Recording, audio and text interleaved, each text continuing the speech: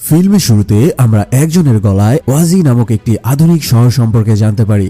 এই শহরের এক তুখোর বাচ্চা হলো রয় গ্রুপের মালিক রয়। প্রায় ২০ বছর আগে যখন আন্ডারওয়ার্ল্ডের পুরো নিয়ন্ত্রণ ছিল পৃথ্বীরাজ নামক এক ব্যক্তির হাতে, তখন রয় তার আন্ডারে কাজ করত। সেই সময় পৃথ্বীরাজ তার এই বিশাল সাম্রাজ্য তার ছেলে দেবরাজকে না দিয়ে তুলে দেয় রয়ের হাতে। সেখান থেকে রয় শুরু করে তার কোম্পানি দ্য রয় গ্রুপ। এখন এই রয়ের হাতে আছে এক বিশাল সাম্রাজ্য।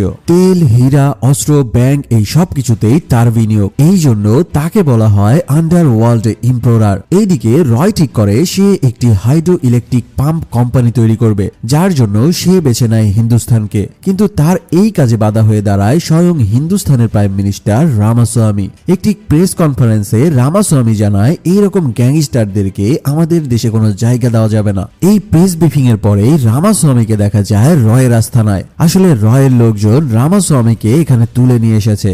রামাস্বামী অ্যাপ্রুভাল লেটারে সাইন করতে না চাইলে এবার তার সামনে আসে স্বয়ং রয়। এখন রামাস্বামীর নাতিকে রয়ের কাছে দেখে সে তো পুরাই বনে যায় এবং রামাস্বামী অবশেষে তার নাতির জীবন বাঁচাতে সাইন করতে বাধ্য হয় সেই অ্যাপ্রুভাল লেটারে। আর এই সিনের মাধ্যমে আমরা জানতে পারি যে রয় আসলে কি জিনিস। অ্যাপ্রুভাল লেটারে সাইন করে নেওয়ার পরে রয় এবার সকলকে সেলিব্রেট করার জন্য একটি পার্টি আয়োজন করে। আর পার্টি শেষ করে রয় রওনা দেয় ইন্ডিয়ার উদ্দেশ্যে। এদিকে রয়ের জন্য যে কি অপেক্ষা করছে রয় তার নিজেও জানে না। হঠাৎ রয়ের গাড়িতে একটি বিশাল লরি এসে ধাক্কা দিয়ে বসে। সাথে সাথে রয় সেখানেই মারা যায়। ৩ সপ্তাহ পরে সিন চেঞ্জ হয়ে নিয়ে যায় ইন্ডিয়ার মুম্বাইয়ের একটি থানায়, যেখানে কিনা মুম্বাইয়ের সকল থানার ডিসিএসপি দেরকে বেশ পেরেশানি দেখাচ্ছিল।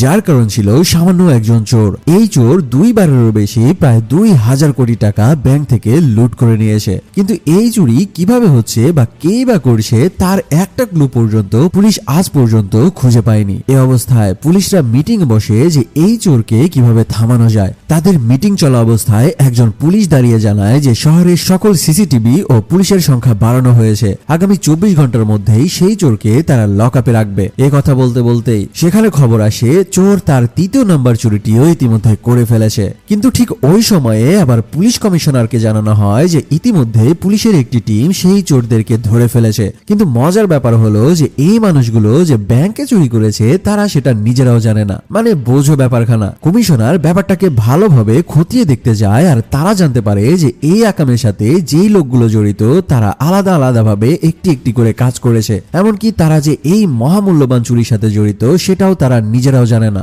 আচ্ছা, ব্যাপারখানা তোমাদেরকে বুঝিয়ে বলছি। যেমন ধরো, একজনকে চিঠির মাধ্যমে জানানো হয়েছিল যে তার বাসার সামনে রাখা বন্দুক দিয়ে সে যদি আকাশে একটি ফাঁকা গুলি চালায় তাহলে তার বাসার সকল ইলেকট্রিসিটি বিল পরিশোধ করে দেওয়া হবে। আরেকজনকে ফোনের মাধ্যমে জানানো হয়েছিল সে ব্যাংকের সামনে তার গাড়িটা নিয়ে যেয়ে শুধুমাত্র পার্ক করে রাখবে, তার বিনিময়ে তাকে ২০,০০০ টাকা দেওয়া হবে। এমন ভাবে সেই মাস্টার মাইন্ড চোর এক একজন সাধারণ মানুষকে তার বুদ্ধি দিয়ে কাজে লাগায়। এখন কমিশনার জানতে পারে এখানে চোর যাকে একেবারে লাস্টে হায়ার করেছিল সে নাকি চোরের গাড়িতে টাকা ভর্তি ব্যাগ তুলে দিয়েছিল। এখন একটু পরে সেই ভিড় থেকে সেই লোকটিকেও বের করে নিয়ে আসা হয়। কমিশনার তার কাছ থেকে জানতে চায় যে সেই চোরের গাড়িটি দেখতে কেমন ছিল বা সেই গাড়ির নাম্বার প্লেটটি তার মনে রয়েছে কিনা। কমিশনারের প্রশ্নের উত্তরে লোকটি জানায় যে সে আসলে কিছুই দেখেনি। কমিশনার এক প্রকার রেগে মেগে তাকে বলতে থাকে যে আরে বেটা, তুই শালা কানা নাকি, চোখে কি কিছুই দেখিস না? তখন সত্যি সত্যি দেখা যায় যে এই ব্যক্তি আসলে চোখে দেখতে পায় না।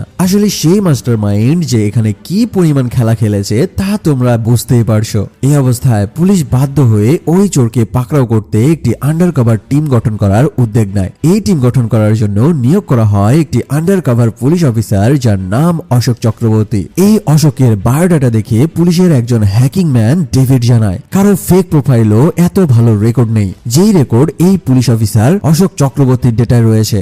সিনিয়র অফিসার কৃষ্ণমূর্তি তার কাছে এই কথার মানে জানতে চাইলে ডেভিড এবার বলতে শুরু করে যে অশোক আসলে কি জিনিস। সিন কাট হলে আমরা দেখতে পাই যে আমাদের মুভির হিরো অশোক চক্রবর্তীকে। এখানে অশোককে দেখা যায় অ্যালেক্স নামক এক ব্যক্তিকে খুঁজতে এসেছে, কিন্তু এখানে দেখা যায় যে এক বিশাল গুন্ডা বাহিনী অ্যালেক্সকে গলায় রশি দিয়ে ঝুলিয়ে রেখেছে। ঠিক ওই সময়ে অশোকও সেইখানে পৌঁছে যায়। যেহেতু অশোক অ্যালেক্সকে বাঁচাতে এসেছে তাই সে অ্যালেক্সকে ওই জায়গা থেকে উদ্ধার করতে থাকে। আর এই কাহিনী দেখে সেই বিশাল গুন্ডা বাহিনী তাদের ওপরে হামলা করে বসে। এখানে অশোক যেই স্টাইলে তাদেরকে মারতে শুরু করে, এই অ্যাকশন সিনটি দেখতে হলে তোমাদেরকে মুভিটি অবশ্যই দেখতে হবে। অশোক একাই এই পুরো বাহিনীকে একের পর এক কিল করে ওপরে পাঠাতে থাকে। সবগুলোকে একাই ধুয়ে ফেলার পরে অশোক যখন অ্যালেক্সকে উদ্ধার করে, তখন অ্যালেক্স অশোককে বলতে থাকে যে মৃত্যুর মুখ থেকে আমাকে তুলে এনেছো, মানে আমার কাছ থেকে তুমি নিশ্চয়ই কিছু চাও। এই কথার উত্তরে অশোক শুধুমাত্র তাকে বলে যে ইনফরমেশন, মানে জাস্ট ছোট্ট একটা তথ্য জানার জন্য অশোক এতগুলো মানুষকে মেরেছে শুধু অ্যালেক্সকে বাঁচানোর জন্য। তবে কি সেই ইনফরমেশন তা একদম মুভির লাস্টে যে তোমরা জানতে পারবে। এখান থেকে সিন কাট হয়ে যায় আর আমাদেরকে নিয়ে যাওয়া হয় ওয়াজি নামক একটি শহরে। এখানে রয়ের বিশ্বস্ত লোক ইব্রাহিম এমন একটি কথা বলে বসে যেটা শোনার পরে এখানের সকলেই একদম থমকে যায়। আসলে রয়ের পুরো পরিবারকে 25 বছর আগে দস্যুরা মেরে ফেলেছিল, কিন্তু ইব্রাহিম জানায় রয়ের পুরো পরিবারকে মেরে ফেললেও তার একটি ছেলে এখনো জীবিত রয়েছে। তা শুনে রয়ের আরেকজন পার্টনার কালকি নামের একটি মেয়ের চোখ কপালে উঠে যায়। আর উঠবেই বা না কেন, কারণ রয় মারা যাওয়ার পরে এখন সকলের নজর রয়ের গদির দিকে। ঠিক ওই সময়ই সেখানে হেলিকপ্টার থেকে নামতে দেখা যায় রয়ের ছেলে ভিশোয়ানাক রয়কে।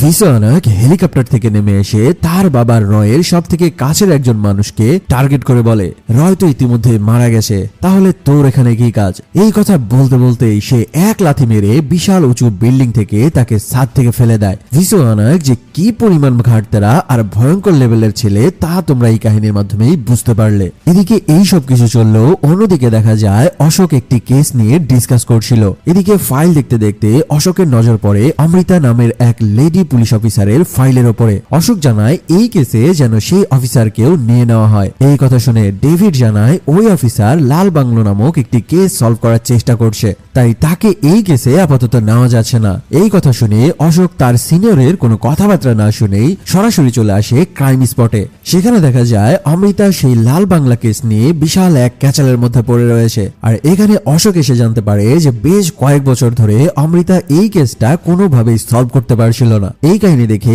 অশোক কেসটির পুরো ফাইল পড়ে নেয় আর মাত্র কয়েক মিনিটের মধ্যে সেই কেসটি সেখানেই দাঁড়িয়ে সলভ করে ফেলে। অশোকের এই কাহিনী দেখে অমৃতা তার উপরে ইমপ্রেস হলেও ভেতরে ইগো থাকার কারণে সে রেগে মেগে তার সিনিয়র অফিসারকে বলতে থাকে যে স্যার, আমি যেই কেসেই যাই না কেন লাস্ট সময়ে আমাকে সেই কেস থেকে সরিয়ে ফেলা হয়। এখন সিনিয়র অফিসার অমৃতাকে সেই কেস সম্পর্কে জানায় যেটা তারা এখন করতে যাচ্ছে। একটু পরে তাদের সব টিমমেটদেরকে একটি অফিসে দেখানো হয়। এখানে মূলত ডেভিড নামের সেই পুলিশ হ্যাকারটি বিভিন্ন সিসিটিভি ক্যামেরার ফুটেজ দেখে দেখে চোরকে ট্রেস করতে থাকে। ডেভিড বলতে থাকে, স্যার এত মানুষের ভেতরে আমরা চোরকে কিভাবে ধরবো? তার কথা শুনে অশোক বলতে থাকে যে এই চোর যেই স্টাইলিশ ভাবে চুরি করে তার মধ্যে আলাদা নিশ্চয়ই কিছু রয়েছে। তখন ডেভিড কম্পিউটার স্ক্রিনের মধ্যে লক্ষ্য করে যে শপিং মলের মধ্যে একজন লোক বেশ আলাদাভাবে চলাফেরা করছে। এই কথা শুনে অশোক বুঝতে পারে যে এই ব্যক্তিটি হলো আসল চোর। এখন রিভিল হয় সেই চোর মহাশয়ের আসল ফেস। সেই চোরের কাছে একটি ফোন আসলে ফোনের অপর পাশ থেকে শুনতে পাওয়া যায়, তোমার প্ল্যানটা সফল হয়েছে, এখন নেক্সট মিশনের জন্য প্রস্তুত হও। তার মানে বোঝা যায় এই চোর আবারও কোনো বিশাল চুরি করতে যাচ্ছে। সিন কাট হয়ে নিয়ে যায় ওয়াজি নামক শহরে। সেখানে রয় গ্রুপের সকল শেয়ার হোল্ডাররা বসে আলোচনা করছে। এক ব্যক্তি সেখানে দাঁড়িয়ে রয়ের লোকদের জিজ্ঞেস করতে থাকে যে আমাদের শুধু এতটুকুই বলো যে আমাদের টাকা পয়সা সেফ আছে কিনা। এখন তারা কোন টাকার কথা বলছে চলো আমরা সেটা জেনে আসি। আসলে রয় ইন্ডিয়াতে যেদিন ইলেকট্রিক পাম্প তৈরি করার জন্য রওনা দিয়েছিল তার সাথে সাথে সে একটি টাকা ভর্তি জাহাজও ইন্ডিয়ার দিকে পাঠিয়ে দিয়েছিল। কিন্তু সেই সিনে দেখা যায় যে ওই টাকা ভর্তি জাহাজে কে বা কাহারা যেন আগুন লাগিয়ে দিয়েছে। মূলত এই পাম্প কোম্পানির টাকাই ছিল রয় এবং এই শেয়ার হোল্ডারদের। আর এই মিটিং এর মধ্যে আমরা কালকি নামক সেই মেয়েটিকেও দেখতে পাই, যে ছিল রয়ের একজন প্রাক্তন পার্টনার। এই টাকা ভর্তি জাহাজে যে আগুন লেগেছে এই খবরটা তারা এখনো হয়তো জানে না। তাই কালকি ওই মিটিং এ জানায় যে আগামী 3 সপ্তাহের মধ্যে রয়ের ছেলে সেই টাকাগুলো ইন্ডিয়াতে পৌঁছে দেবে। এই কথা শুনে আরেকজন লোক দাঁড়িয়ে জানায় যে রয়ের ছেলে আমাদের অর্গানাইজেশন সম্পর্কে জানেটা কি। তারা জানায় রয়ের ছেলের জায়গায় পৃথ্বীরাজের ছেলে দেবরাজকে তাদের দায়িত্বে বসাতে। তবে রয়ের আরেক লোক বলে যে এই আসন শুধুমাত্র রয়ের ছেলে ভিশোয়ানাক রয় ডিজার্ভ করে। যা শুনে দেবরাজ দাঁড়িয়ে বলে কিসের ছেলে? এমনকি সে রয়ের এই ছেলের জন্ম নিয়েও কটাক্ষ করতে ছাড়ে না। এই সবকিছু চলতে চলতে সেখানে এসে হাজির হয় রয়ের ছেলে ভীষণক রয়। ভীষণক এসে দেবরাজকে এমন থ্রেট দেয় যেটা শুনে দেবরাজের গলার পানি শুকিয়ে যায়। ভীষণক এখানে জানায় এই 2 লক্ষ কোটি টাকা কোথায় রয়েছে তার এক্সাক্ট লোকেশন আমি সঠিক জানি, আর সেটা কিভাবে বের করে নিয়ে আসতে হবে সেই রাস্তাও আমার জানা রয়েছে। তাই এই আসনে বসার জন্য এতটুকু জানাই যথেষ্ট। তবে এই আসনে বসার আগে তার 2টো কাজ করা বাকি রয়েছে। 1, তার বাবার সেই স্বপ্ন পূরণ করা, আর 2 নাম্বারটি হলো যে তার বাবার খুনিকে খুঁজে বের করে খতম করা। একটু পর ক্যামেরা চলে আসে দেবরাজের কাছে। ভীষণক যে দেবরাজকে অপমান করেছে তা নিয়ে সবাই মজা করতে থাকে। এখানে দেবরাজ দেখতে পায় যে সেই লোকগুলোর সাথে সাথে এমনকি তার নিজের বাবাও তাকে তাচ্ছিল্য করতে করতে হাসতে শুরু করেছে। আর এই কাহিনী দেখে দেবরাজ তার নিজের রাগ কন্ট্রোল করতে না পেরে তার বাবার গলায় চেপে ধরে এবং তাকে বলতে থাকে 20 বছর আগে যখন তুমি বলেছিলে আমি এই আসনের জন্য যোগ্য নয়, তখনই আমি তোমার হাত পা ভেঙে হুইল চেয়ারে আজ অব্দি বসিয়ে রেখেছি। আর রয় কোনো অ্যাক্সিডেন্ট বা দুর্ঘটনায় মারা যায়নি, বরং রয়কে মেরেছিলাম আমি, এবং সেই টাকাগুলো আমি ইতিমধ্যে আসল জায়গায় পৌঁছে দিয়েছি। আর এই সিনটার মাধ্যমে বোঝা যায় যে দেবরাজ একজন বড় ধরনের হিংস্র পশু। এই কাণ্ড দেখে সেখানকার সকলেই ভয়ে একদম ঘামতে থাকে। দেবরাজ এবার কিছু লোককে পাঠিয়ে দেয় ভীষণককে মারার জন্য। তবে ভাগ্য ভালো থাকায় ভীষণক এই যাত্রায় প্রাণে বেঁচে যায়। আজকে তোমাদের পিএসজি এবং সিরিয়া এ এর অফিসিয়াল পার্টনারের একটি অ্যাপের সম্পর্কে বলতে চাই। শুরু হয়েছে উইমেন ওয়ার্ল্ড কাপ 2025। এই অ্যাপে তুমি সকল ম্যাচের লাইভ স্কোর দেখতে পারবে, এমনকি স্কোর অনুমান করে আয়ও করতে পারো আইফোন, ল্যাপটপ ও নগদ পুরস্কার। নতুন রেজিস্ট্রেশন করে আমার প্রোমো কোড BDSS7 ব্যবহার করলেই পাচ্ছ সর্বোচ্চ 12,000 টাকা বোনাস। আর আয়কৃত অর্থ বিকাশ, ব্যাংক এবং অন্যান্য সহজ পদ্ধতির মাধ্যমে তুলতেও পারবে। এমনকি এখানে রয়েছে 7 দিন 24 ঘন্টা গ্রাহক সহায়তা। যারা এখনো ট্রাই করনি তারা বিশাল এক ধামাকা মিস করছো। তাহলে আর দেরি কি, পিন কমেন্ট থেকে রেজিস্ট্রেশন করে ফেলো আর আমার প্রোমো কোড BDSS7 ব্যবহার করে বুঝে নাও নিজের বোনাস। এটি একটি বিজ্ঞাপন ছিল মাত্র, এখানে আর্থিক ক্ষতির সম্ভাবনা রয়েছে। তাই এই সকল সাইটে ইনভেস্ট করতে গেলে জেনে বুঝে বা নিজ দায়িত্বে ইনভেস্ট করার অনুরোধ রইল।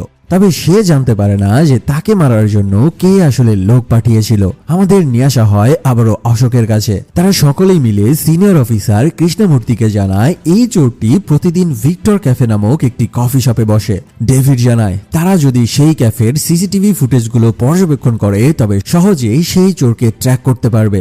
একটু পরেই সেই চোরকে দেখা যায় সেই ক্যাফেটের মধ্যে ঢুকতে। এটা দেখে অশোক ওই চোরকে ধরার জন্য তার টিম নিয়ে সেখানে চলে যায়। অশোক যখন তার টিম নিয়ে সেই ক্যাফেটের দিকে যেতে থাকে ঠিক তখন আমরা দেখতে পাই যে ডেভিড আগে থেকেই সেই চোরের সাথে পরিচিত। অশোকের যাওয়ার খবর সে চোরকে ফোন করে জানিয়ে দেয়, আর চোর তার কথা শুনে জলদি ওই জায়গা থেকে কেটে পড়ে। অশোকরা সেখানে যেয়ে চোরকে আর খুঁজে পায় না। অবশেষে অশোক তার টিমকে অর্ডার করে এখানকার সিসিটিভি ক্যামেরা চেক করতে। সেখানকার অপারেটর জানায় যে তাদের সিসিটিভির সার্ভার কয়েকদিন থেকে ডাউন রয়েছে। এখন অফিসার কৃষ্ণমূর্তি বলে যে চোর এখানে আসেনি। তখন কফি শপের কাউন্টার থেকে চোর যেই টেবিলে বসেছিল সেই টেবিলে কফির জন্য ডাক পড়ে।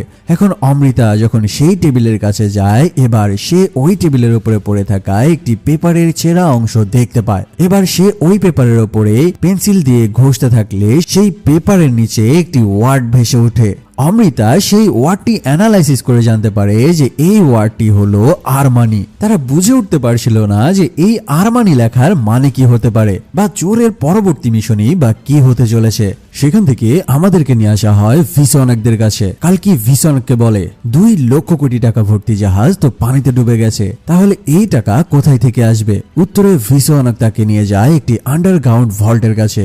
সে এই ভল্ট দেখিয়ে বলে যে টাকা পানিতে ডুবে গেছে সেটা ঠিক আছে, তবে তার থেকেও বেশি পরিমাণ টাকা এই ভল্টের মধ্যে রয়েছে। তবে এই ভল্ট খোলার জন্য একটা ডিভাইসের প্রয়োজন পড়ে যার নাম হচ্ছে ব্ল্যাক বক্স। আর এই ব্ল্যাক বক্স নিয়ে যে কত কাহিনী আছে তা তোমরা একটু পরেই দেখতে চলেছ। এখন কালকি এই ব্ল্যাক বক্স কোথায় আছে তার প্রশ্ন করলে রয়ের সেই লোক ইব্রাহিম জানায় রয়ের মৃত্যুর পর সেই ব্ল্যাক বক্স মুম্বাইয়ের একটি সেফ জায়গায় রেখে এসেছিল। এখন ইব্রাহিম সেই ব্ল্যাক বক্স নিয়ে আসতে চাইলে কালকি তাকে বলে যে সে যেন ভিসোয়ানাকের কাছে থাকে, কারণ ভিসোয়ানাকের পেছনে দেবরাজের গুন্ডারা পড়ে রয়েছে। এদিকে অশোকের কাছে খবর আসে সেই চোর নাকি আগামীকাল একটি পার্টিতে ক্লাবে যাচ্ছে, আর এই খবর পেয়েই তারা ডিসিশন নেয় যে তারা আন্ডার কাভার এজেন্ট হয়ে সেই চোরের পিছু নিবে। এখন সময় মতো তারা সবাই ক্লাবে এসে উপস্থিত হয়। তবে এখানে সবকিছু পণ্ড করে দিয়ে অমৃতা একটু বেশি ড্রিঙ্কস করে ফেলে, আর এই সুযোগে সেই চোর তাদের চোখ ফাঁকি দিয়ে এখান থেকে পালিয়ে যায়। অমৃতার এই কারণে তার সিনিয়র অফিসার কৃষ্ণমূর্তি তাকে বকাঝকা করতে থাকে, কিন্তু ঠিক এই সময়ে অশোক কৃষ্ণমূর্তিকে থামিয়ে দিয়ে সে বলতে থাকে যে সে ওই রাতে চোরের সাথে কথা বলেছে, এমনকি তার সাথে বসে একই টেবিলে ড্রিঙ্কসও করেছে। সেখানে অশোক ওই চোরকে বেশি ড্রিঙ্কস করিয়ে তার ভেতর থেকে সকল তথ্য উদ্ঘাটন করে নিয়েছে। সেই চোর জানায় ওয়াজি শহরের একটি ভল্টে রয়েছে হাজার হাজার কোটি টাকা, তবে এই ভল্ট ওপেন করার জন্য চাই একটা ডিভাইস যার নাম হচ্ছে ব্ল্যাক বক্স। এখন বুঝতেই তো পারছো এই চোরের পরবর্তী মিশন ছিল যে এই ব্ল্যাক বক্স চুরি করা। অফিসার কৃষ্ণমূর্তি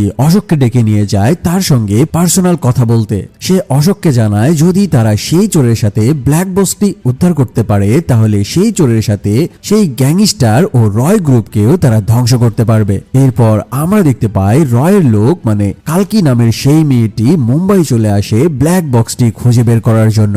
সে যখন ব্ল্যাক বক্সটি নিয়ে গাড়িতে ওঠে ঠিক তখনই কিছু গুন্ডাপান্ডা এসে তার উপরে আচমকা শুট করা শুরু করে দেয়। রয়ের ছেলে ভিসোয়ানক আগে থেকেই জানতো যে কালকির উপরে হামলা হবে, তাই সে কয়েকটা স্নাইপার ফিট করে রেখেছিল দূরের বিল্ডিং এ।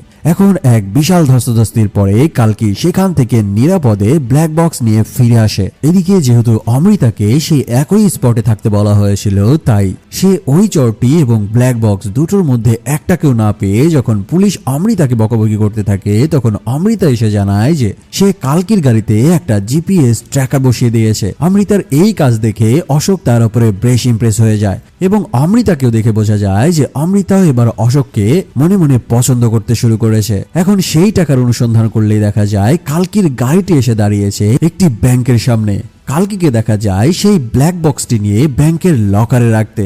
এই কাহিনী দেখে অশোকও বুঝতে পারে যে ওই চোরটি এই ব্যাংকে আসবে সেই ব্ল্যাক বক্স চুরি করতে। ঠিক ওই সময়ে অশোকের ভাবনা সত্যি করে দিয়ে সেই চোর এক মারাত্মক রকমের প্ল্যান বানিয়ে বসে। সেই চোরটি ব্যাংকের লকারের সিকিউরিটি সিস্টেম হ্যাক করে আর ওই ব্ল্যাক বক্সটি অনায়াসে বের করে আনে। এদিকে ঠিক একই সময়ে অফিসার কৃষ্ণমূর্তির ফোনে তার উচ্চপদস্থ অফিসার কল করে তাকে জানায় যে তারা এতদিন ধরে যেই চোরের পেছনে ঘুরে বেড়াচ্ছে সে একজন আন্ডারকভার পুলিশ অফিসার সেজে এই চুরিগুলো করছে, আর তার নাম হচ্ছে অশোক চক্রবর্তী। এখন এই কথা শুনে অফিসার কৃষ্ণমূর্তির মাথায় যেন আকাশ ভেঙে পড়ে। যদি সেই চোরের নাম অশোক চক্রবর্তী হয় আর সে যদি আন্ডারকভার পুলিশ হয়ে থাকে তাহলে তাদের সাথে যেই অশোক চক্রবর্তী নামের অফিসার কাজ করে আসছে সে আসলে কে? আসল ঘটনা দেখা যায় যে তারা যেই চোরটাকে খুঁজে চলেছে সে আর কেউই নয়, এই নকল অশোক চক্রবর্তী, যার আসল নাম হচ্ছে শাহ, যে এতদিন ধরে পুলিশের মধ্যে ঢুকে আন্ডারকভার পুলিশ হিসেবে কাজ করে আসছে। মুভির ভেতরে যে আরো কত রকমের থ্রিলার লুকে রয়েছে তা শুধু তোমরা দেখতে থাকো। আসলে অশোক চক্রবর্তী আন্ডারকভার হয়ে সেই ব্ল্যাক বক্স নিয়ে রয় গ্রুপের গ্যাংস্টারদেরকে ধরিয়ে দিতে চাইছিল। শাহ যে এখানে কি মাস্টার মাইন্ড দিয়ে খেলেছে তা সবার ভাবনার বাহিরে। এখন চোর ভেবে সবাই অশোককে ধাওয়া করে আর তার গাড়ি আটকিয়ে যখন অমৃতা তাকে গুলি করতে যায় তখনই কৃষ্ণমূর্তি এসে তাকে থামিয়ে দেয়। তবে ইতিমধ্যেই অনেক দেরি হয়ে গিয়েছে। শাহ সেই ব্ল্যাক বক্স নিয়ে পগার পার হয়ে গিয়েছে। অশোকের এই আসল রূপ উন্মোচিত হওয়ার পরে অমৃতা একদম আপসেট হয়ে পড়ে, কারণ যে কিনা এতদিন পুলিশ অফিসার ভেবে যার সাথে প্রেম করে আসছিল সে কিনা একজন বিরাট মাপের চোর। শুধু এইটুকুই নয়, যখন তাদের পুলিশ হেডকোয়ার্টারে মিটিং চলছিল তখন তারা আরো একটা জিনিস জানতে পারে, সেটা হলো তাদের হ্যাকার টিমে যে ডেভিড নামের পুলিশ কাজ করছিল সে আসলে শাহরি লোক। মানে সেই দিন ওই ক্যাফেটেরিয়ার মধ্যে ডেভিড সকল পুলিশ অফিসারদেরকে শাহর ফুটেজ দেখিয়েই সেখানে তাদেরকে ছাগলের মতো ঘুরিয়েছিল। এরপরে সেনে আমাদেরকে নিয়ে যাওয়া হয় ভিসোয়ানাকের কাছে। সে কালকিকে বলতে থাকে সামান্য একটা কাজ সেটাও তুমি ঠিক মতো করতে পারো না। ওই ব্ল্যাক বক্সের ভেতরে একটা জিপিএস ট্র্যাকার রয়েছে যা আগামী 48 ঘন্টা পর্যন্ত সক্রিয় থাকবে। যদি এই সময়ের মধ্যে সেই ব্ল্যাক বক্সটি উদ্ধার করতে না পারা যায় তবে সেটা চলে যাবে তাদের শত্রুদের হাতে। এমনকি এই ব্ল্যাক বক্সের মাধ্যমে তারা 2 লক্ষ কোটি টাকাও হাতিয়ে নিবে। আর যদি এই কাজটি কালকি করতে না পারে তবে তার ইচ্ছা এখানেই খতম করে দেবে ভিসনক। এদিকে শাহ ঘরে ঢুকতেই কে যেন আচমকা তার উপরে আক্রমণ করে বসে, তবে সে ওই জায়গা থেকে সরে পড়লে এই যাত্রায় প্রাণে বেঁচে যায়। শাহ দেখতে পায় তাকে গুলি আর কেউ নয় বরং তার প্রেমিকা অমৃতাই করেছে। সে অমৃতাকে কনভিন্স করতে যাবে, ঠিক এমন টাইমেই হঠাৎ কিছু গুন্ডা পান্ডা এসে শাহর ওপরে গুলি বর্ষণ করতে থাকে। এখানে যেই সিনগুলো ছিল সেটা দেখে তুমি একবার রোমাঞ্চিত হবে, আরেকবার তোমার শরীরের রক্ত গরম হতে থাকবে। এখানে শাহ তাদের সাথে তালে তালে ফাইট করতে থাকে আর এক একজন গুন্ডাকে ওপরে পাঠাতে থাকে, সেই সাথে একই তালে অমৃতার সাথেও রোমান্টিক কাজ চালাতে থাকে। তবে এক পর্যায়ে যখন মারামারি তুমুল পর্যায়ে উঠে যায় তখন সেই গুন্ডাদের লিডার এসে বলতে থাকে, তুই যে ব্ল্যাক বক্সটি নিয়েছিস সেটি আমাদেরকে ফিরিয়ে দে, তার বদলে মুম্বাইয়ে তোর জন্য একটি জায়গা ছেড়ে দেব। এই কথা শোনার সাথে সাথে শাহ তার সাথে আসা একটি লোককে মেরে বুঝিয়ে দেয় যে তার কাজে কেউ বাধা দিলে তার অবস্থা এমনই হবে। এমনকি সেই ব্ল্যাক বক্সটি সে কোনোদিনই তাদের ফেরত দেবে না। আর ঠিক এই অবস্থায় আমরা জানতে পারি যে এই গুন্ডাগুলোকে আর কেউ নয়, স্বয়ং পৃথ্বীরাজের ছেলে দেবরাজ পাঠিয়েছিল। দেবরাজকে দেখা যায় যে কিনা ভিসনককে সান্ত্বনা দিতে দিতে তাকে বলতে থাকে যদি তার কোনো কিছুর প্রয়োজন পড়ে তবে সে যেন কোনো রকম সংকোচ না করে তার কাছে চেয়ে নেয়। মানে বুঝতে পারছো ব্যাপারখানা, চোরকে বলছে চুরি করতে আর গৃহস্থকে বলছে সজাগ থাকতে। কিন্তু অপরদিকে দেখা যায় শাহ যখন অমৃতার সাথে বেশ ক্লোজ হওয়ার চেষ্টা করছিল ঠিক তখনই হঠাৎ একজন কেউ এসে অমৃতার বুকে গুলি করে দেয়। অমৃতার এই অবস্থা দেখে শাহ তখন কি করবে কিছুই বুঝতে পারছিল না। আর এই সুযোগেই সেই গুন্ডাগুলো এসে শাহকেও মেরে অজ্ঞান করে ফেলে। শাহ যখন তার চোখ খুলে তখন সে দেখতে পায় যে তার সামনে দাঁড়িয়ে রয়েছে দেবরাজ। এখানে দেবরাজের কথা থেকে আমরা জানতে পারি যে এই ব্ল্যাক বক্সের উপরে দেবরাজের কোনো লোভ নেই, বরং এই ডিভাইস দিয়ে কি করতে হবে তা দেবরাজ শাহকে একে একে বলে দেবে। আর শাহ যদি তার কথা মতো কাজ না করে তাহলে দেবরাজের লোকজন অমৃতাকে চিরতরে মেরে ফেলবে। আসলে দেবরাজ শাহর দ্বারা এই বিল্ডিং এর ভল্ট থেকে পুরো টাকাটাই আনতে চাইছিল, মানে সে পানিতে নামবে না কিন্তু কুমির ঠিকই শিকার করতে চায়। সিন কাট হয়ে চলে আসে অফিসার অশোকের কাছে, যে কিনা প্রস্তুতি নিচ্ছে শাহকে ধরার জন্য। ভাইরে ভাই, শাহর পিছনে একদিকে দেবরাজ, অন্যদিকে অশোক চক্রবর্তী। মুভি যে কোন দিকে মোড় নিচ্ছে তা কেউ জানে না। এদিকে দেবরাজের সামনে ডেভিড যেই বিল্ডিং এর ভল্টে টাকা রয়েছে সেই বিল্ডিং এর স্ট্রাকচার সম্পর্কে পুরো ধারণা দিচ্ছে যে কিভাবে এই কাজটি সম্পূর্ণ করতে হবে। এখানে আমরা সেই কালকি নামের মেয়েটিকেও দেখতে পাই, তার মানে বোঝাই যায় যে এই কালকিও দেবরাজের সাথে জড়িত রয়েছে। অন্যদিকে অশোক চলে আসে ওয়াজি শহরে পুলিশের হেডকোয়ার্টারে। সেখানে এসে সে একদম থবনে যায়। সেখানে ছিল সব ফিউচারিস্টিক অস্ত্রশস্ত্র, এমনকি ইমার্জেন্সি ফ্লাই করার জন্য ফ্লাইট মেট স্যুটও পর্যন্ত দেখা যায়। যাই হোক, এর পরে সিনে আমরা ডেভিডকে দেখতে পাই অফিসার অশোকের সাথে একটি বারে বসে থাকতে। সেখানে আমরা জানতে পারি যে ডেভিডের বউ ও মেয়েকে অশোক কিডন্যাপ করে নিয়ে এসে ডেভিড তার মেয়ে এবং স্ত্রীকে বাঁচাতে তাদের পুরো প্ল্যান খুলে বলতে রাজি হয়ে যায়। অন্যদিকে শাহর মিশন ইতিমধ্যেই শুরু হয়ে যায়। শাহ তার দলবল নিয়ে রওনা দেয় সেই বিল্ডিং এর ভল্টের উদ্দেশ্যে। তবে গাড়িতে ডেভিড শাহকে জানায় সে অশোকের এমন ব্ল্যাকমেইলের কারণে তাদের প্ল্যান সম্পর্কে সবকিছু বলে দিয়েছে, আর তারা এখন যে কথাগুলো বলছে সেটাও অশোক শুনতে পাচ্ছে। শাহ এবং ডেভিডের এই কথাবার্তাগুলো শুনে একজন পুলিশ অশোককে বলতে থাকে যে স্যার এখন আমাদের কি হবে। অশোক বলতে থাকে হয় শাহ তার প্ল্যান ক্যান্সেল করবে নয়তো আমাকে চ্যালেঞ্জ করবে, তবে এটা শিওর থাকো জিত আমাদেরই হবে। এই সকল কথাবার্তা চলতে চলতে শাহ এখানে এমন কিছু বলে যেটাতে সকলের খিল্লি উড়ে যায়। শাহ বলতে শুরু করে, মিস্টার অশোক চক্রবর্তী, আমি আমার প্ল্যানের জন্য এত কিছু করতে পারি, তাহলে ডেভিডের কি একটা নকল ফ্যামিলি বানাতে পারি না? এই কথা বলে শাহ ও ডেভিড একই সাথে হাসতে থাকে। শাহ যে ইতিমধ্যেই কই মাছের তেল দিয়ে কই মাছ ভেজেছে তা অশোক বুঝতে পারেনি। এদিকে ঘটে যায় আরো এক কাণ্ড। ভিজওয়ানক দেবরাজকে ফোন দিয়ে বলে যে আরে তুই তো শাহকে ছোট অফার করেছিস, তাই শাহ আমাকেই অফার করে বসেছে। শাহ আমাকে ব্ল্যাক বক্স ফিরিয়ে দিয়েছে আর তার বিনিময়ে আমি অমৃতাকে তার কাছে ফিরিয়ে দিয়েছি। মানে তোমরা তো জানো দেবরাজ অমৃতাকে জিম্মি বানিয়ে শাহকে দিয়ে এই কাজগুলো করাচ্ছিল। আর এদিকে শাহ উল্টা দেবরাজকে ফাঁকি দিয়ে ভিসোয়ানকের কাছে যে একটি প্ল্যান করে বসে। তার বিনিময় হচ্ছে যে সে ভিসোয়ানককে সেই ব্ল্যাক বক্সটি ফিরিয়ে দেবে, আর ভিসোয়ানকের লোকজন দেবরাজের কাছ থেকে অমৃতাকে জীবিত উদ্ধার করে নিয়ে আসবে। দেবরাজ যখন ভিসোয়ানকের বড়া এই কথাগুলো শুনছিল, ঠিক ওই সময়ে শাহ এসে দেবরাজের পুরো বিল্ডিংটাই উড়িয়ে দেয়। তবে ভাগ্য ভালো থাকায় এই যাত্রাতেও দেবরাজ তার জান ফিরে পায়। তবে সে যেই বাথটবে শাওয়ার নিচ্ছিল সেই বাথটব সহ ছিটকে পড়ে এক পার্টির মধ্যে।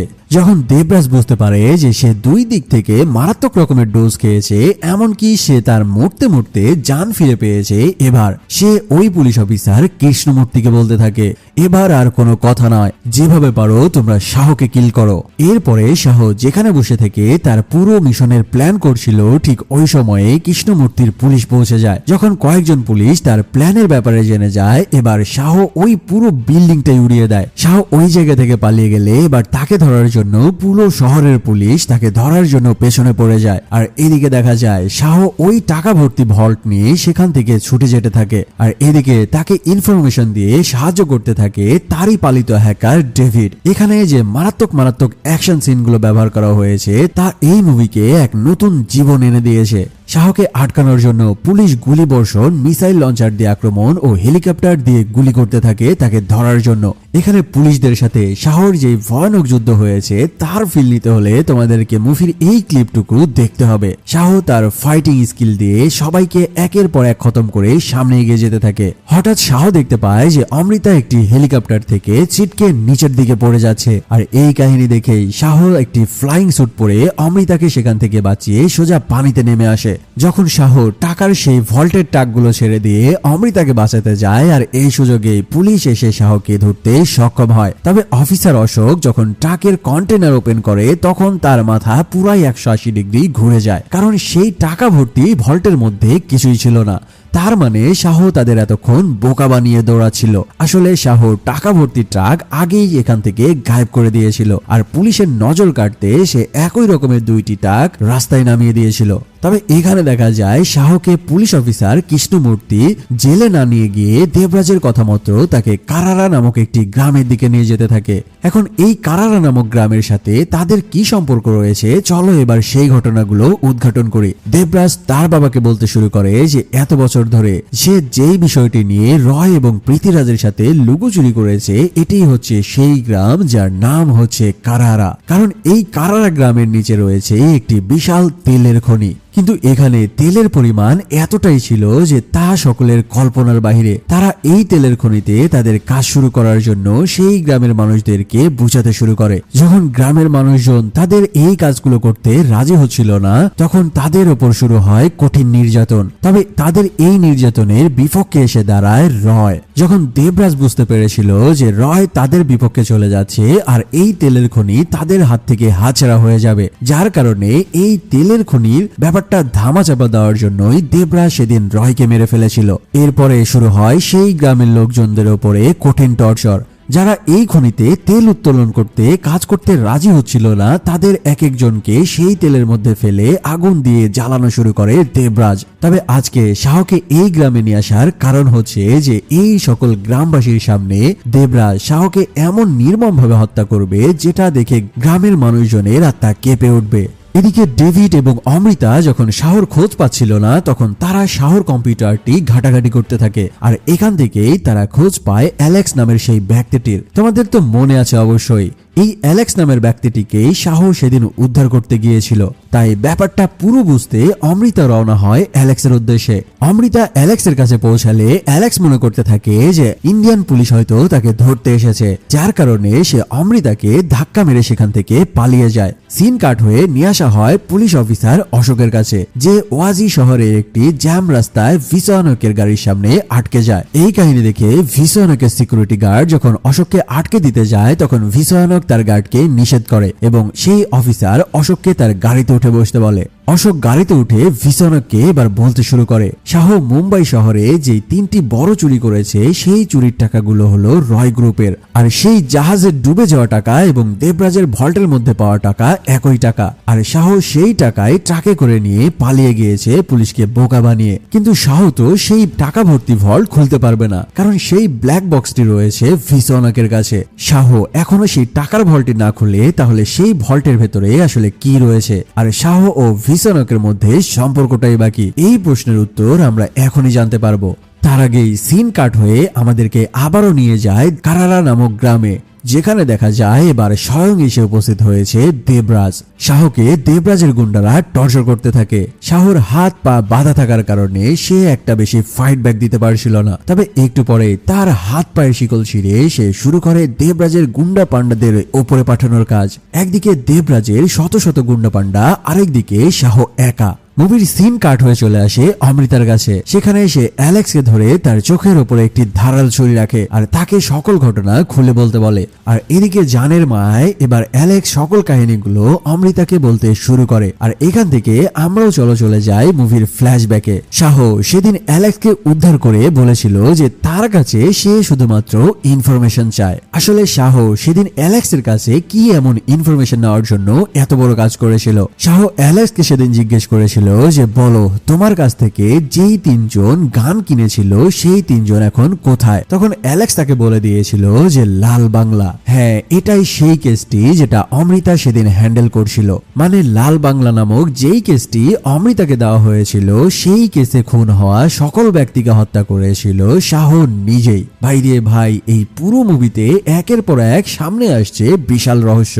এরপরে দেখা যায় কালকি ভিসনকের থেকে ব্ল্যাক বক্সটি নিয়ে ভল্টের মধ্যে ঢুকে। আর এদিকে ভিসনক অফিসার অশোকের হাতে একটি ছোট্ট বই দেয়। ভিসনক বলতে থাকে যে তুমি তো জানতে চাও যে শাহ আসলে কে, যদি তুমি এই বইটা পড়ো তাহলে সবকিছুই তোমার ক্লিয়ার হয়ে যাবে। অশোক এই বইটি খুলে দেখে যে এক ভিন্ন ভাষায় বইটি লেখা রয়েছে, যার কারণে সে কোনো কিছুই বুঝতে পারছিল না। আর তার এমন খুকরিয়ে খুকরিয়ে পড়া দেখে এবার ভিসনক নিজের মুখেই শাহর আসল কাহিনী বলতে শুরু করে। ভিসনক অশোককে এখানে যা কিছু বলেছে তা এই মুভির সব থেকে বড় টুইস্ট, যা সবাইকে এক মহাবিপাকে ফেলে দেয়। মূলত রয় এই কারারা নামক গ্রামকে 15 বছর ধরে নিজের মধ্যে আগলে রেখে ছিল, আর সেটা দেবরাজ এক রাতেই ধ্বংস করে দিয়েছিল।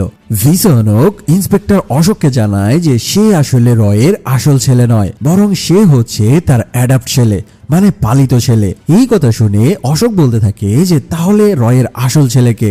এবার ভিসনক জানায় যে রয়ের আসল ছেলের নাম হলো শাহ। আর এদিকে কালকি সেই ভল্টে ঢুকে দেখে যে ভল্টে রয়েছে শাহর ছোট থেকে বড় হওয়া অব্দি তার বাবার সাথে কিছু ইনফরমেশন। একটার পর একটা সেই ছবিগুলো দেখতে থাকে আর তার অ্যাংজাইটি বেড়ে যায়, যার কারণে সে ইনহেলার খুঁজতে থাকে। তবে দুর্ভাগ্যক্রমে তার ব্যাগের মধ্যে সেখানে ইনহেলার ছিল না, যার কারণে কালকি সেখানে আস্তে আস্তে দম বন্ধ হয়ে সেখানে মারা যায়। এবার দেখানো হয় শাহকে। দেবরাজের সৈন্যরা যখন শাহকে এবার মেরে ফেলতেই যাবে, ঠিক তখনই কারারা গ্রামের সকল লোকজন জেগে ওঠে আর দেবরাজের লোকগুলোকে একের পর এক ধরে ছিঁড়ে ফেলতে থাকে। এখানের অ্যাকশন সিন মারামারি ছিল পুরোটাই দেখার মতো। এদিকে যখন একে একে দেবরাজের সকল সাঙ্গপাঙ্গ উপরের দিকে উঠে যেতে থাকে, তখন শাহ এসে দেবরাজের সামনে দাঁড়ায় আর এবার তাকে একটি কাহিনী বলতে থাকে। এখান থেকে আমাদেরকে একটু ফ্ল্যাশব্যাকে নিয়ে যাওয়া হয়। রয়ের গাড়িকে যেদিন ট্রাক যখন ধাক্কা দেয় তার কিছুক্ষণ আগেই শাহ তার বাবার সঙ্গে কথা বলছিল মোবাইল ফোনে। তাদের দুজনের কথাবার্তায় জানা যায় পরের দিনই রয় শাহকে সবার সামনে এনে ইন্ট্রোডিউস করতে যাবে। তবে তখনই ঘটে যায় এই দুর্ঘটনা, কিন্তু রয় তখনও বেঁচে ছিল আর তার পাশেই গাড়ি নিয়ে দাঁড়িয়েছিল সেই পুলিশ অফিসার কৃষ্ণমূর্তি ও দেবরাজ। আসলে সেদিন রয় গাড়ি চাপায় মারা যায়নি, বরং সেই ট্রাকের সাথে অ্যাক্সিডেন্ট হওয়ার পরে স্বয়ং দেবরাজ এসে গুলি করে রয়কে হত্যা করেছিল। আর এই সকল কিছুই মোবাইলের মাধ্যমে কানেক্টেড থাকার কারণে শাহ সবকিছুই জানতে পেরেছিল। এই সকল কাহিনী বলে এবার শাহ দেবরাজকে একবারই মেরে তার ইচ্ছা খতম করে দেয়। এর পরে সিনে দেখানো হয় রয় গ্রুপের সকল শেয়ার হোল্ডাররা একটি মিটিং এর জন্য অধীর আগ্রহে বসে বসে রয়েছে যে রয় গ্রুপের নতুন এমডি কে হবে। এখানে রয়ের সেই বিশ্বস্ত লোক ইব্রাহিম সকলকে বলতে থাকে, আপনারা এতদিন রয় গ্রুপের যেই সত্যটা জেনে এসেছেন তা আসলে মিথ্যা। আসলে আপনারা রয়ের যেই ছেলেকে দেখে এসেছেন সে আসলে রয়ের ছেলে নয়। আজকে আপনাদের সামনে এই রয় গ্রুপের আসল এমডি এসে উপস্থিত হবে, যার নাম হচ্ছে সিদ্ধার্থ নন্দন শাহ। আর ঠিক এই সময়ে ওই রুমের মধ্যে এন্ট্রি হয় শাহর। এখানে আমরা দেখতে পাই যখন শাহ সেই মিটিং রুমে ঢুকে তখন সে বলতে থাকে, যারা দেবরাজের পক্ষে কাজ করেছিস এতদিন তাদের জন্য আজকেই শেষ দিন। এটা বলে যারা এতদিন দেবরাজের পক্ষে কাজ করেছিল তাদের সকলকেই একে একে খতম করে দেওয়া হয়। এরপর শাহ এসে বসে তার বাবার সিংহাসনে। মুভির লাস্টে আমরা দেখতে পাই যে খবরের মাধ্যমে জানানো হচ্ছে গ্রামের এখন দূর দূরান্ত পর্যন্ত ইলেকট্রিসিটি পৌঁছে গেছে। গ্রাম প্রান্তরে আধুনিকতার ছোঁয়া আস্তে আস্তে পৌঁছে দিচ্ছে শাহ, যেটা তার বাবা রয়ের এতদিনের স্বপ্ন ছিল। আর এই নিউজ দেখে হঠাৎ একটি মেয়ে থমকে দাঁড়িয়ে যায়, আর সে হচ্ছে অমৃতা। অমৃতা যখন এই নিউজটি দেখছিল হঠাৎ তার পিছনে চলে আসে শাহ এবং তারা দুজনেই মান অভিমান ভুলে আবারও এক হয়ে যায়। আর এই সুন্দর মুহূর্ত দিয়েই শেষ হয় এই অ্যাকশন থ্রিলার মুভি শাহ। বেশ কয়েক মাস ইনঅ্যাক্টিভ থাকার কারণে তোমাদের কাছে আমি ক্ষমা প্রার্থী, তবে এখন থেকে রেগুলার আমার 3টি চ্যানেলে তোমরা ভিডিও পেতে যাচ্ছ। তাই যারা এখনো সাবস্ক্রাইব করোনি প্লিজ একটি করে সাবস্ক্রাইব করো এবং লাইক করে সাপোর্ট করো। দেখা হচ্ছে খুবই দ্রুত অন্য একটি চ্যানেলে নতুন আরো একটি ভিডিও নিয়ে। সে পর্যন্ত ভালো থাকো, সুস্থ থাকো, ধন্যবাদ।